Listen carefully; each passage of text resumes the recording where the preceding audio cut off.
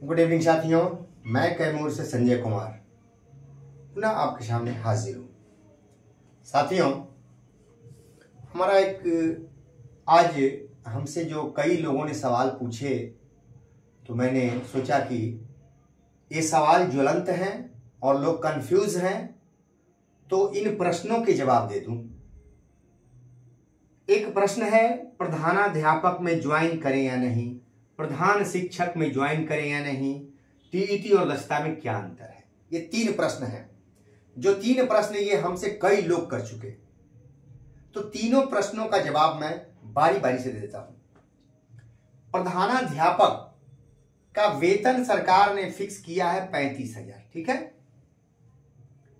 तो ये सदन में हमारे माननीय मंत्री जी ने, शिक्षा मंत्री जो हैं, उन्होंने कह दिया कि ये पे स्केल में नहीं आता है, ठीक है।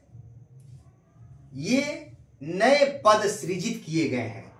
जब विशिष्ट और विद्यालय अध्यापक के बारे में उन्होंने कह दिया तो ये प्रधानाध्यापक का पद भी नया पद सृजित है, प्रधान शिक्षक का पद भी नया सृजित है।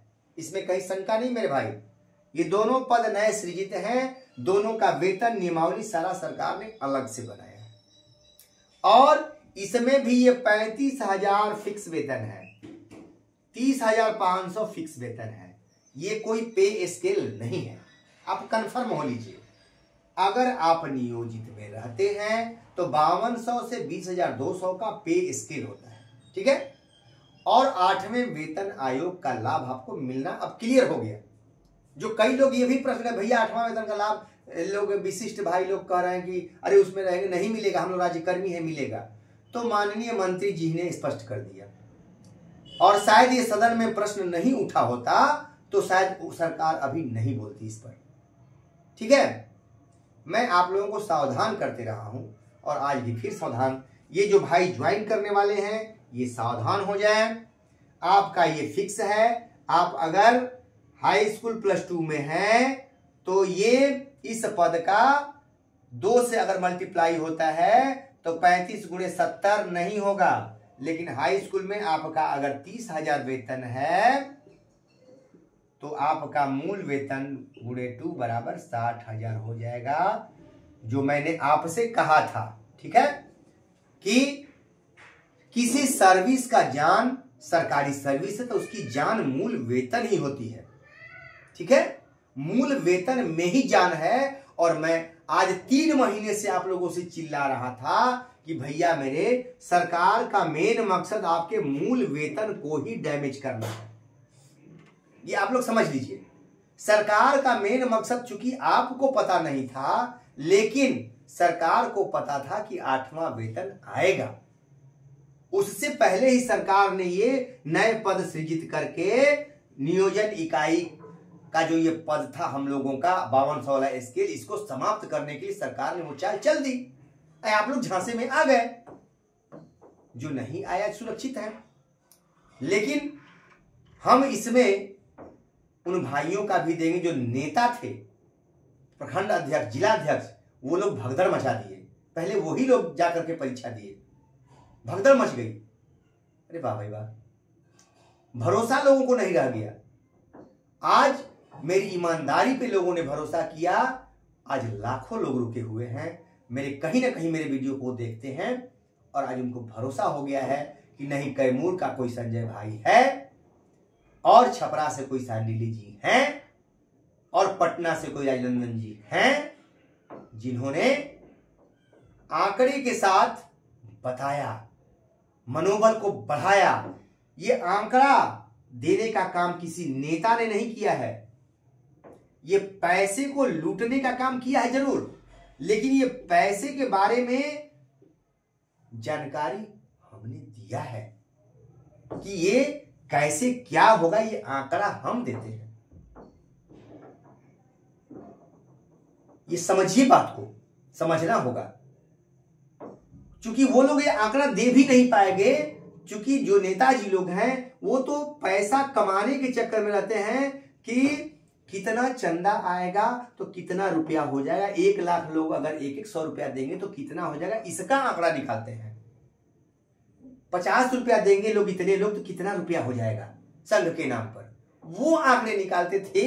ये आंकड़े उनको निकालने का समय नहीं था जो मैंने आपको दिया है। ये समझिए, जो मैंने आपको दिया।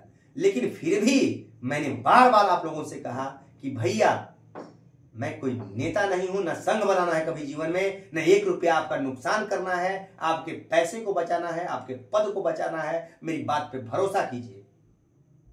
लेकिन बहुत लोग भाई जो भरोसा किए आज वो खड़े हैं, लेकिन जो नहीं किए आज नुकसान उठाना लग रहा है ऐसा पड़ेगा। अगर उनको मिल जाती है तो मुझे खुशी है, कोई दिक्कत नहीं है।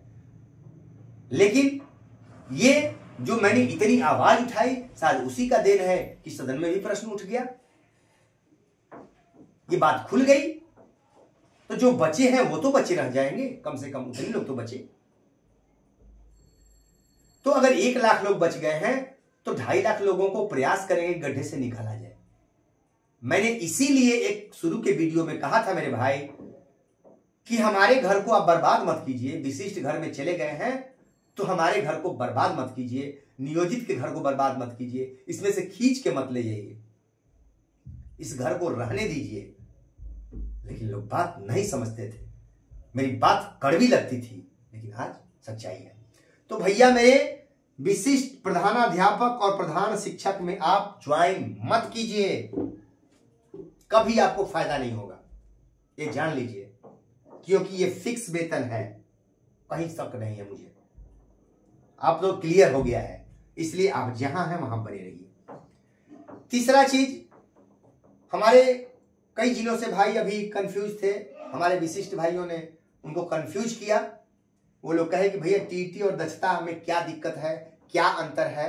तो मैं स्पष्ट कर देता हूं कि भैया मेरे टीईटी जब 10 में आरटी एक्ट लागू हुआ मेरे भाई, तो उसके बाद से बिना टीईटी के कोई टीचर नहीं बना, नया बहाली नहीं हुई, चाहे वो अनट्रेंड ही हो, लेकिन टीईटी उनके लिए अनिवार्य था। ठीक है। कुछ लोग अभी भी कह रहे हैं कि दक्षता और टीईटी बराबर है। अब बात समझिए, उनका कहना है कि दक्षता और टीईटी बराबर है। भैया टीईटी आज के डेट में वर्तमान है, और दक्षता आपकी सर्विस में आने के बाद आपके इंक्रीमेंट को बढ़ाने के लिए सरकार ने किया, एक ला दिया, समाज में ला दिया कि देखिए इनसे भी परीक्षा हम लिए हैं। बात समझिए मेरी। अब समाज में ये चीज आ गई कि नहीं भैया ये भी परीक्षा दिए हैं, बस इसका महत्व इतने तक है। और आप इस नौकरी में बने रहेंगे तभी इसका महत्व है। इसका उपयोग किसी नई बहाली में आप नहीं कर सकते हैं। अब समझ गए बात को। जबकि टीईटी नई बहाली में प्रवेश करने का द्वार है, बिना इसके आप नई बहाली में शिक्षक नहीं बन सकते हैं। मेरी बात समझ गए। अब टीईटी जो है सो नई बहाली के लिए है। कोई भी नया कैडर, नई नियुक्ति होगी शिक्षक की, तो वो बिना टीईटी के नहीं होगी। अब कुछ लोग पूछे थे, देखिए याद पड़ गया कि प्रधान शिक्षक में भी टीईटी जरूरी है। नहीं भैया, प्रधान शिक्षक का पद ट्रेंड और ग्रेजुएट से मतलब है, प्रधान शिक्षक में टीईटी की आवश्यकता नहीं है। प्रधानाध्यापक में एसटीईटी की आवश्यकता नहीं है।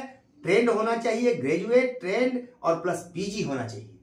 इसमें एसटीईटी की आवश्यकता नहीं है, आप देखिएगा।